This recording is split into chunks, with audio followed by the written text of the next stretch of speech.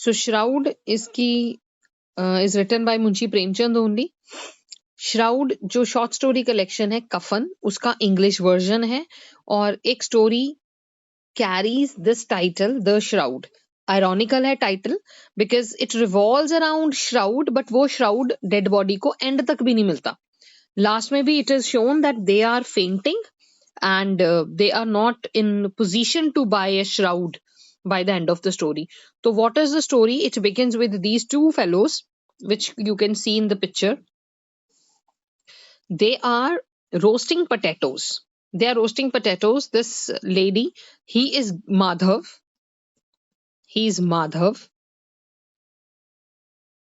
A Dalit boy. He is Ghisu, his father. And this lady who is in labor pains, this is clearly shown in the picture that she's having a baby in her womb. So her name is Budhiya. Now Budhiya is in labor pains. She's otherwise inside the hut. यहाँ picture में चलो ऐसे दिखा दिया. So she's in labor pain, she's crying, but these two are not leaving this place. ये इसी fire के पास, इसी smoldering, ये जो कोल पड़े हैं, आग पड़ी है, इसके पास बैठे हैं और इसके अंदर इन्होंने छुपा रखे हैं पोटैटोज. तो nobody is going to check her, to see her, to say a soothing word to her. क्यों? क्योंकि डर है दोनों को कि अगर बेटा चला गया को तो बाप खा लेगा, और वो भूखे हैं 2 दिन से, और अगर बाप गया, बेटा खा लेगा, बेटा गया तो बाप खा जाएगा पोटैटोज. तो अपने भूख के पीछे उसको नहीं देख रहे हैं ये, बिल्कुल भी नहीं. और आपस में बात कर रहे हैं कि अगर डॉक्टर को बुलाने गए तो डॉक्टर 1 रुपया ले लेगी. So they are not even paying attention. Help के लिए किसी को नहीं बुला रहे, उसको मरने के लिए उन्होंने अंदर ऐसे छोड़ा हुआ है. तो व्हाट हैपेंस, ये खा पी के ना एक सांप की तरह कॉयल करके यहाँ सो जाएंगे. ये भी खा के यहाँ लेट जाएगा, ये खा के यहाँ लेट जाएगा. इट्स चिली सीजन, और उसको देखेंगे भी नहीं. फादर क्या कहेंगे कि वो मेरी डॉटर इन लॉ है, अगर मैं अंदर गया तो she is not in a comfortable position, तो वो मुझे देख के अच्छे से आवाज भी नहीं, मतलब अपना पेन भी एक्सप्रेस नहीं कर पाएगी, तो मैं नहीं जाऊंगा. और बेटा कह रहा है कि मेरे जाने से क्या हो जाएगा, if she has to die she should die immediately, मेरे जाने की क्या जरूरत है. तो वो भी उसको बिल्कुल इनह्यूमन कंडीशन इनकी है, इनह्यूमन बिहेवियर है उस लेडी के लिए, जिस लेडी ने इनको 1 साल तक ऑलमोस्ट खाना खिलाया है. उसने इनको जैसे पालना होता है वही की है, वो घरों में काम करके इनके लिए खाना लेके आ रही है. Now she is in the pain, she needs their help, और दोनों सिर्फ सेल्फिश होके एक्ट कर रहे हैं. और ये पूरे विलेज में बदनाम है. देयर्स इज अ चमार्स फैमिली, ये ट्रांसलेटेड वर्जन में लिखा हुआ है. लो क्लास, अनटचेबल्स कह लो, सबाल्टन्स कह लो, दलित्स कह लो, और ऐसे लेजी दलित्स हैं, ये कुछ नहीं करते हैं, और जो लोग बहुत मेहनत करते हैं वो इनसे थोड़े से ही बेटर है. कभी कहाँ से ले लिया, कभी कहाँ से ले लिया. तो अगर कभी कोई लेबर नहीं मिलती तब इन दोनों को बुलाया जाता है, अदरवाइज दे आर अवॉइडेड. इनको कोई ध्यान भी नहीं देता इनकी तरफ. तो अब बूधिया नीड्स देयर हेल्प, लेकिन ये दोनों नहीं है, खा पी के सो जाते हैं. नेक्स्ट मॉर्निंग बूधिया की डेथ हो जाती है. बूधिया चाइल्ड लेबर की वजह से ही अपना दम तोड़ देती है और उसका बेबी उसकी वूम में ही मर जाता है.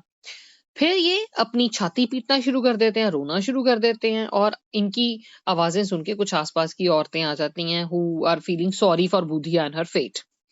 बट कुछ क्रिटिक्स का ये कमेंट है यहाँ पे, there is a questioning by them कि अगर सुबह इनकी रोने की आवाजें सुन के लेडीज आ गई तो रात को बूधिया की आवाज किसी ने क्यों नहीं सुनी. वो भी तो चिल्ला रही थी, वो भी तो चीख रही थी पेन में, तो तब कोई क्यों नहीं आया. तो ये कई जैसे पॉइंट्स रेज करते हैं, तो ये एक objection is raised by the critics and the readers. तो फिर इनको लगता है, ये आपस में बात करते हैं कि अब तो श्राउड भी चाहिए, और घर पे तो कुछ भी नहीं है, श्राउड भी नहीं है. तो लोग लकड़ी और सामान तो ले आए, लेकिन श्राउड कैसे. तो ये लैंडलॉर्ड के पास जाते हैं.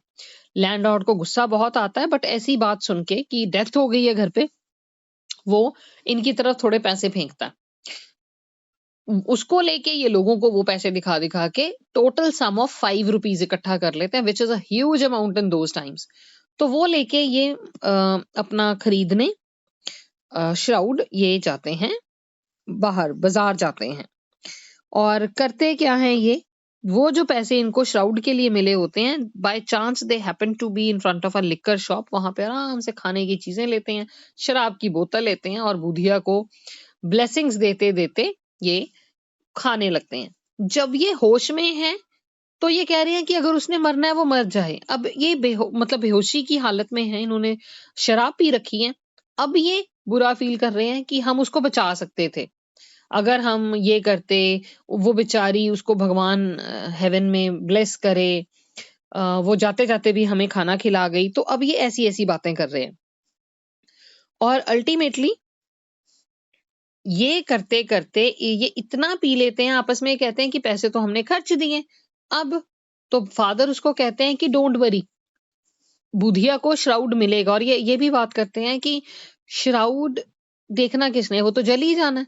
उस लेडी को जिसको पूरी जिंदगी चिथड़े जिसने पहने हैं, रैग्स पहनी है, आज मरने के बाद उसको नया कपड़ा पहनने को मिल रहा है और वो देखेगा कौन। तो एक दूसरे को ऐसे ही आश्वासन सा देते हैं कि कोई बात नहीं, जिन लोगों ने हमें पहले पैसे दिए वही दोबारा पैसे देंगे, बट इस बार वो हमारे हाथ में पैसे नहीं रखेंगे, वो खुद श्राउड खरीद के ले आएंगे। तो ultimately the title is ironical. वो श्राउड जो उस डेड बॉडी को मिलना चाहिए था वो इनके हाथों तो नहीं मिलता। लास्ट में where the story ends, they both are intoxicated.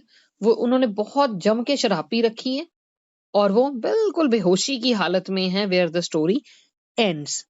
और this is a satire which points out कि हमारी सोसाइटी में उन चीजों को लेके भेदभाव हैं जो चीजें हमारे हाथ में है ही नहीं है, जो इंसानों के हाथ में है ही नहीं। Taking a birth in a family and choosing your own parents, it's not in our hands. लेकिन सोसाइटी, हाँ, they should be punished for their laziness, but इनको पनिशमेंट, लेजी हैं, निकम्मे हैं, कोई काम नहीं कर रहे हैं। बार बार ये कहते हैं कि आजकल हमें कोई फीड नहीं करता, पुराने जमाने में हमें लोग बहुत खिलाते थे। इनमें गलतियां हैं, they are not good people, both of them, father and son, parasites हैं सोसाइटी के। लेकिन एक जो बेसिक पॉइंट है जो हिट हो रहा है यहाँ पे, वो यही है कि दलित्स जो हैं, they are not given good position in the society for which, because of which they suffer a lot. तो ये है इसका पूरा जस्ट श्राउड का। बाकी in case there is any problem, you can